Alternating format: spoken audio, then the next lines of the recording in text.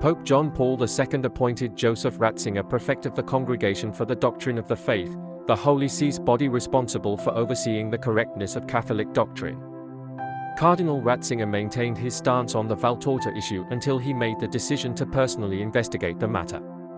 Geneviève Esquier, a journalist from L'Home Nouveau, provided valuable testimony regarding the letters written by Cardinal Ratzinger at that time. I have a significant memory related to Maria Valtorta, whom I discovered during my time as a journalist for L'Home Nouveau, a bi-monthly Catholic newspaper. This memory holds great significance to me. I solemnly affirm, on my honor, that my testimony is true and accurately reflects the events as I remember them.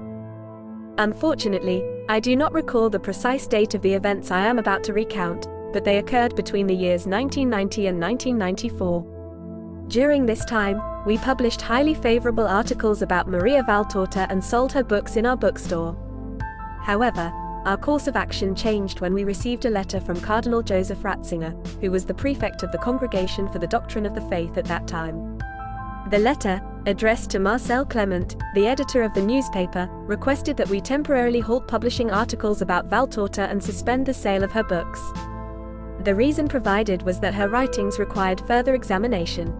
Cardinal Ratzinger had expressed concerns about the orthodoxy of Maria Valtorta's writings, particularly in relation to the theology of marriage.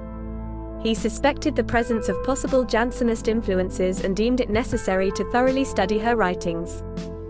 In response to his request, the journal, under the guidance of Marcel Clement, decided to comply and temporarily ceased publishing any content related to Maria Valtorta. Additionally, the decision was made to discontinue the sale of her books for an indefinite period. It is worth noting that Cardinal Ratzinger, who was fluent in French, was a regular reader of our newspaper. Approximately 1 year later, Cardinal Ratzinger once again corresponded with Marcel Clement.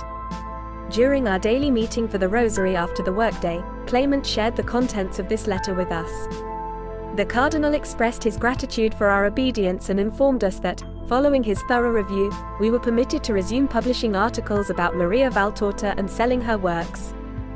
He emphasized that nothing in her writings contradicted the principles of faith and morality.